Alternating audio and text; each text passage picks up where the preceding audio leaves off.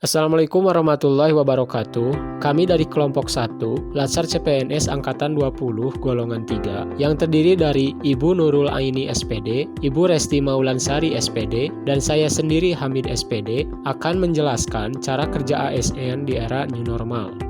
Kerja ASN di era new normal. Pemerintah menerapkan skema new normal bagi ASN mulai 5 Juni 2020 lalu. Kebijakan ini tertuang dalam Surat Edaran Menteri Pan-RB Nomor 58 Tahun 2020 tentang Sistem Kerja Pegawai Aparatur Sipil Negara dalam tatanan normal baru. Adapun poin penting dalam Surat Edaran Menteri Pan-RB Nomor 58 Tahun 2020 yaitu yang pertama, penyesuaian sistem kerja, yang kedua, dukungan sumber daya manusia aparatur, dan yang ketiga adalah dukungan infrastruktur. Penyesuaian sistem kerja. Pegawai aparatur sipil negara wajib masuk kerja dan mentaati ketentuan jam yang diatur dalam Undang-Undang Kepegawaian dengan menjalankan protokol kesehatan dalam aktivitasnya. Penyesuaian sistem kerja tersebut dilaksanakan secara fleksibel dalam pengaturan lokasi kerja yang meliputi 1. Pelaksanaan tugas kedinasan di kantor atau work from office, 2. Pelaksanaan tugas kedinasan di rumah atau work from home. Kedua pelaksanaan tugas tersebut harus memperhatikan kondisi penyebaran COVID-19 di daerah masing-masing. Pejabat pembina kepegawaian memastikan agar penyesuaian sistem kerja dalam era new normal selalu produktif dan aman dari COVID-19, sehingga tidak mengganggu kelancaran penyelenggaraan pemerintahan dan pelayanan publik. Selanjutnya adalah dukungan sumber daya manusia aparatur. Penyesuaian sistem kerja bagi aparatur sipil negara dalam era new normal ini harus produktif dan aman dari COVID-19, maka perlu dilakukan dengan memperhatikan manajemen sumber daya manusia aparatur yang meliputi 1.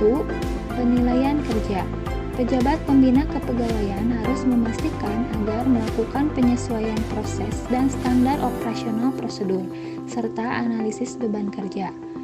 Aparatur sipil negara yang melakukan WFO dan WFH harus mencapai sasaran kerja dan memenuhi target kinerja ASN dan menghasilkan output pelaksanaan tugas dengan memanfaatkan teknologi informasi dan komunikasi. 2. Pemantauan dan pengawasan. Pimpinan unit kerja bertanggung jawab agar aparatur sipil negara melaksanakan tugas yang sesuai, memastikan pelayanan berjalan dengan efektif, memeriksa, menilai, dan melaporkan hasil pelaksanaan tugas pada pejabat berwenang dalam instansi yang bersangkutan. Sedangkan aparatur sipil negara bertanggung jawab untuk mentaati peraturan, menyusun dan melaksanakan tugas, lalu melaporkannya kepada pimpinan. Ketiga adalah disiplin pegawai. Pejabat pembina kepegawaian memastikan pegawai aparatur sipil negara melaksanakan tugas kedinasan dengan baik dan mematuhi perundang-undangan.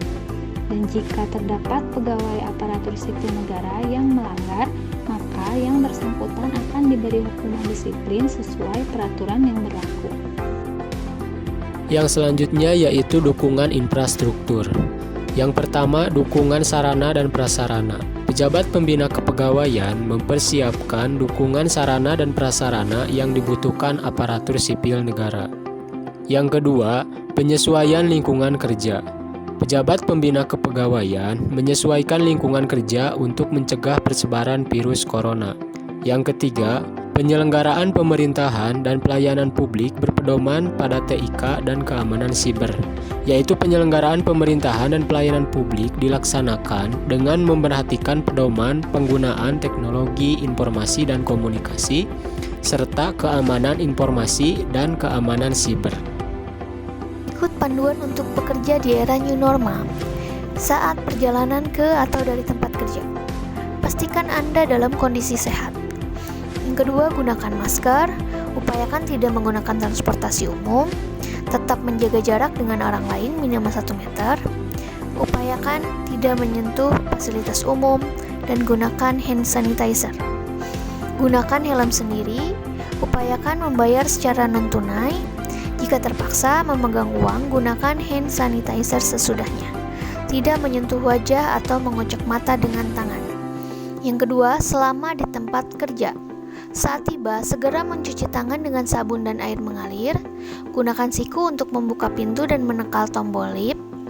Tidak berkerumun dan menjaga jarak di lift dengan posisi saling membelakangi. Bersihkan meja atau area kerja dengan desinfektan. Upayakan tidak sering menyentuh fasilitas bersama. Tetap menjaga jarak dengan rekan kerja minimal 1 meter.